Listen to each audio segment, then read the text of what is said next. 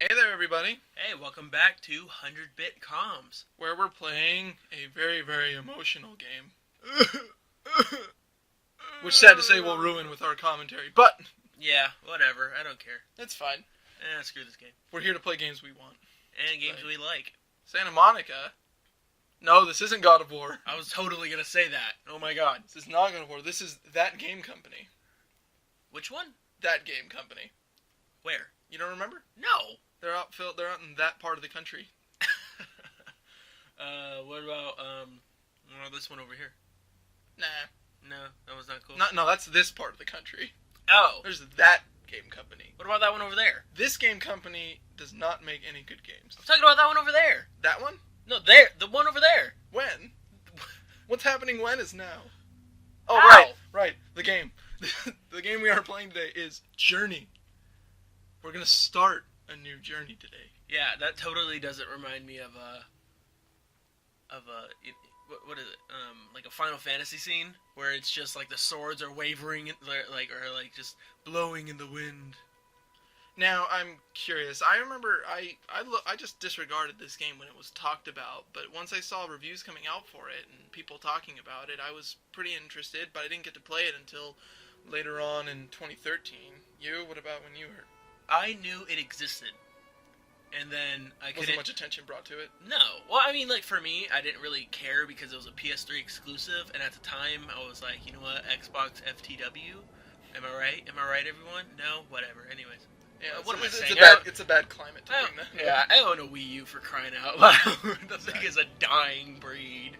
But this game to me personally is one of my favorites, mostly because of the impact that it has. And I'm going to say it probably a couple of times throughout the course of the playthrough, but I can't do, the commentary can only do it so much justice, and I do recommend getting the game yourself and experiencing it for yourself. Now, it might hit it off with you, other people might not. Example, Yeah, Michael. No. It's not that it wasn't a great game or anything, it's just you ruined it for me. Yeah. Yeah, because Mark the entire time was hyping it up so much. He was like, it's so great. Oh my god, it's so amazing. I guess it's the wrong way to hype up a game like this. It's amazing blaze. I'm like, okay, alright, dude, chill out. It's the wrong way to hype a game like this, I guess. So when I finally play it, I'm like, yeah, it's cool. It's a game, I didn't think it was mind-blowing or anything. It's like a Game of Thrones DVD. You have to play it by yourself in a dimly lit room, and if there's friends around, it just makes it awkward. That's... Yeah. Yeah. Because when you had me play, it was the exact opposite. It was a well-lit room with you sitting on your laptop behind me, and me just sitting there staring at the TV as everything's going on. Technically, we actually shouldn't have said what we were playing until the title screen shows up. Well, here it is. Who cares? We're Journey. 3 minutes in, for crying out loud. What would we have talked These are about? timers. These games always have a fun game where you can play. How long does it take to get to the title screen? No, I'm fairly certain of something. I don't know. This game, man. So, alright, my question is this a graveyard, or Now, I'm not are sure. there dead people everywhere? I still haven't deciphered a lot of the story from. Oh, you have to decipher it. Oh. It's told in hieroglyphs, and you have to kind of interpret it from there. But Well, ain't that a pain in my arse? everybody will correct me if it's wrong. Oh my god, you're so wrong, Mark. All I know is that this was a civilization that was in the past that's been slowly eroded away, and it's now hundreds or I guess thousands of years old now. And What if it was like a totally like a 28 days later thing? maybe Where he just like wakes up and he's like, where is everyone? wakes up and sees sand. But this is apparently the energy source, or these runes, these glyphs, or whatever they are. Scarves. Scarves are the life energy of our people. I love scarves. They keep me warm. This game Apparently makes me when want to you- get a scarf. Oh, you mean like a certain blue blur that's No, actually, there was a Dragonair scarf I saw a long time ago that I wanted. Are you talking about from Mewtwo Strikes Back, or like the original Pokemon movie, or? No, I mean like an actual scarf. Oh, okay. Because That was made to look like Dragonair. I know which one you're talking about. I was thinking about the scarf that Dragonite was wearing during the Mewtwo movie. He was wearing a scarf? No, he was wearing a satchel. I'm fairly certain he was also wearing a scarf. When we do our movie commentary, you guys. Yeah. Wait, we're doing those? I don't know. Whatever we feel like. We're new. We can do what we want. Whatever we feel like, If we bro. want to do the Pokemon first movie, we could do that. Yeah, because we have no boundaries. And this is, speaking of no boundaries, this is, I think, our first time that we're just kind of goofing off. talk over this game, because the game's a very, very, it's a slow game, but it's definitely a pretty game. I don't know, once again, that's up for debate, too. A lot of people think it just... So as you enter this dark, dimly lit room... It's big and sandy, but... You totally missed the glyph there. Yeah, I think I realized that. Like, wait a minute. There's not much to find in this game, but... There's like a whole 3 collectibles. Yeah, so I'm surprised I ran right past it, but I'll recoup my loss. But I digress. You totally jumped off, too. But the name of the game in this time, it was not really a game, it's supposed to be an experience according to the director. It's supposed to create a sense of smallness and wonder. Yeah, and no, whimsy. I got annoying. And... So we got not Amaze-a-Blaze. So we got a bunch of sleeping white cloaks. Actually, now that I look at it, those little things that its heads were resting against look like these little pillar things. So Yeah. I'm assuming that's just explaining that this is a graveyard. Yeah. All these pedestal things are dead people. And all we know is that this guy, our wanderer here, wants to get to that light at the top of that mountain that we saw in the beginning. Why? Because lights are pretty. Yeah, I don't know. It's a journey to get there. And they shine bright like a diamond. Yes. For you to interpret as to what goes on like after that light. Now we have the little scarves here. The little sections where those scarves show up, they can regenerate the runes on the scarf, and you can use the scarf to, I guess, levitate slightly until the scarf's bar runs out. Oh my god, did you just try jumping there? You can do a small jump. It's not major. That was definitely not a jump at all. That was like, You can't do much without any scarf power. You can only just walk. Is it a walk? Because it's like a... I guess a briskly... No, it's a walk. Yeah. That's how I would walk in the sand. And I had no feet. Yeah, that was my main concern for him. I was like, how does he relax with such pointy feet? We're playing as the overworld sprite from Fire Emblem Awakening. No. Feet. Oh my god. No. Well, which Fire Emblem? Awakening. Oh, okay, then yes, definitely. I said Awakening. Oh, I'm sorry. I totally only heard Fire Emblem. Oh, that's fine. That's totally Amaze-a-Blaze. Oh god, that's my phrase this episode, Amaze-a-Blaze. You're already two. Everything is so Amaze-a-Blaze. Well, the name of the game in this, in order to extend your time, if you have this game, is to explore and look around. But soon you'll get rewards for it. Ish. For example, that thing right there. See that you, thing on the pedestal? Yeah, that you could have noticed while you were originally walking in, so it's not really something you have to look for. Well, they'll get much difficult to look for later. Yeah. And the name of the game is simple in the beginning. Journey. They're gonna give you this stuff, but then you have to find it later. Here, take it. Take it, so you know what it does. Good. Now go and find the other 50. There's not 50. Yeah, no, there's like 3. 5? 7. We'll count how many we see. So there's Actually, one. we'll do that. We'll keep a timer. Ding. Well, technically, we haven't collected any. There's one. Ding. So there's one. And these extend the scarf, thus longer hovering time. Yeah, no. Later on in the playthrough, I felt so cool because I was like, "Yeah, my scarf's getting so long," right? And I got to the point where it was like the scarf could literally choke me to death, like in my sleep. Two. And ding. No, but it was really terrible because I'll just talk about it more later on in a different episode when it comes up because this game frustrated me when I got to that part. Just, this part, whenever you see any worn out scarves, you can use hold down the circle button to release like a note energy, and it revives these scarves and allows you to access certain parts. And in this case, gets you a bunch of these, which if you use the circle button, and then flies you forward. Scarves fling you into direction. So lifeblood explains why the civilization is probably gone now. Living off scarves or... Yeah, you go hungry really fast. Yeah. I mean, I'm already hungry. And here's the first part. Every time you go through at the end of a section of the game, you get treated to this. A white screen with a mysterious masked-robed figure. Mama? That's generally what I thought it was. Like, Mama, but it sends you these visions now, as opposed to what you're supposed to do, I think, when it comes to the mountain. Dying. So here's the mountain. Now I'm going to decipher this as I move along. Okay, the mountain gives us all of this energy. Particles. Energy stuff. Cause yeah, those look like the glyphs and stuff like that on the... okay. Yeah.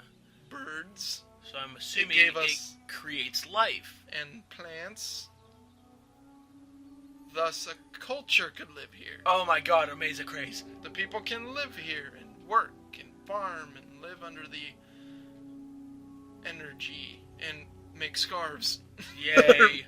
I love scarves. They build a giant scarf that reaches the heavens. And starts chanting about it. Chant. Well, next week's episode on Saturday Morning Journey. Oh god. We'll see what happens next. But that's basically the name of the game. You're gonna go at the end of all these sections. There's always gonna be this little glyph that you need to activate, and it'll give you another cutscene / flashback. Yeah. Told in hieroglyphs. All 4 of them. 4 or 5? I don't know. 5. It's definitely not double digits. I know that for sure. No. The game's it was a downloadable game at first. It does have a collector's edition though, like an actual retail copy of the other games from that game company, like Flow and Flower, which are the same, I guess, concept. Gist. Yeah, they're experience games, not really diving into and. I played through Flower and that was a mind trip of its own. Yeah. Controls are fun and all, but to be honest, after like 4 hours of twisting my arms over and over again, I was so sick of it. I was just over it. Right. I don't remember actually, because this game changed it so that you can use the right analog stick to control the camera.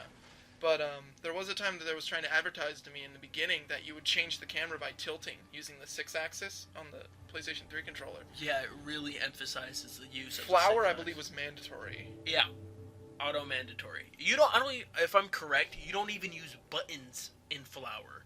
Mm-mm. It's just pure motion control. Yeah, I don't think so. Yeah, if you I'm trying to think here. You tilt the controller up or down, right? And that's just how you move the up and down. Now that I think about it, if I'm correct, there is one button you press to accelerate and another button you press to decelerate. Other than that, though, there are no button uses. Everything is totally motion control, and it's quite annoying. Yeah. This game thankfully gives us the option. I think Journey released after Flower. Yeah.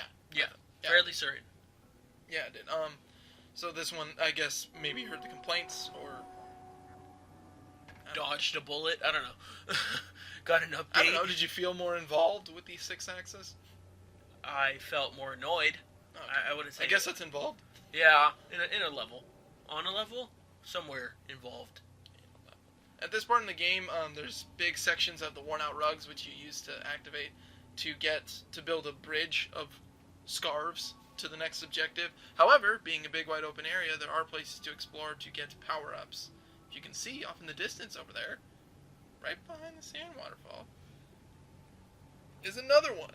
Now, ultimately, you don't need to go out of your way for these, but it is just another part of the game to do. To extend the scarf on your neck so that you can fly higher. And I don't know if you can ever, break the game, but... Ready to fly high. Yep. Just saying. This is the third one. Ding! I'm counting these. 3. And check out that scarf. That's 3 power-ups worth of scarves. Damn sexy. I like to think so. It's amazing craze. Now the game, since you're probably not going to be hearing much of it over our talking, there's no dialogue. At all. Nothing but a very ambient music, which I find very good. I'm a big fan of the soundtrack. It's alright. Only in an ambience context, though. Yeah, no, for Journey, I turned down the volume and played music on something else because I was just like, you know what? I can't handle nothingness. It's good for a lullaby. I mean, not in the bad sense that it'll put you to sleep, but in the good sense, it'll put you to sleep. Man. I don't want to sleep through my game. I don't want to.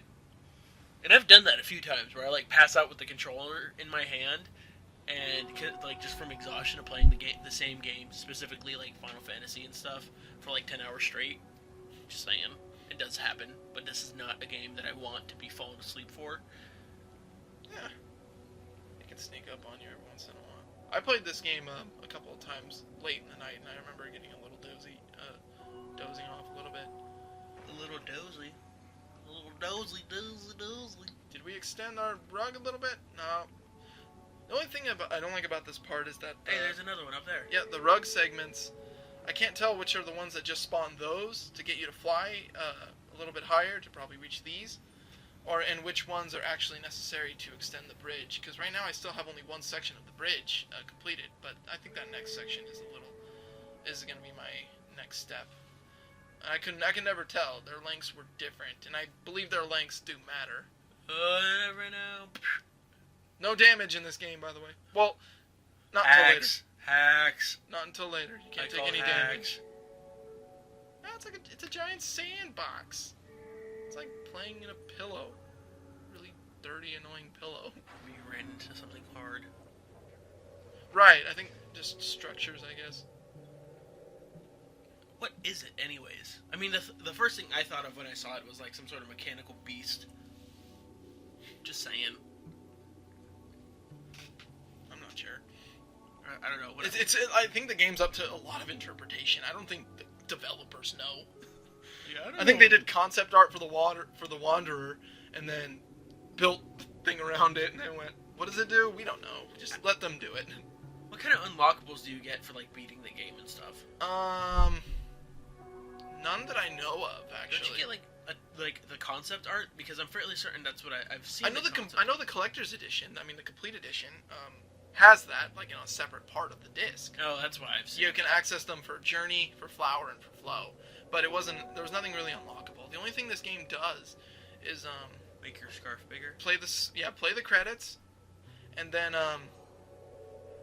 show you the companions that you met along the way. Which, by the way, when I was playing the game, I forgot to turn the online components so somebody will be off. popping up. Yeah, there is a co-op function where it's not really a co-op function. You don't need to work together. It's just that the other guy's doing what you're doing. No, you do if you want to complete the level. No. Yeah, when you sit down in front of that like white pedestal thing, the other person has to sit down too. Oh, wait, actually, I think I actually might be testing that theory, because I can't remember if the guys quit, because it doesn't let you know at all if somebody joins or if somebody quits. Because there were times when I thought there was a second person with me in the beginning, and then when I went to the pedestal, I sat down on it myself, and it continued just by... I finished the game by myself. Oh, thank God. Yeah, I just considered it a journey. But we're actually getting a little bit closer to the end of the part. It will be sectioned off a little bit differently. I know this section's really long, so we'll be getting right back to it in the next part. But I did complete the bridge, and I think we're going to have me go right to the beginning of the bridge before we end it. Yeah, eventually. But if you like us goofing off in this commentary, because there's not much to say about the game. Other than sand everywhere. Stay tuned. To be honest, I'm just expecting Aladdin and the Cave of Wonders to pop out any second now. True. My diamond in the rough.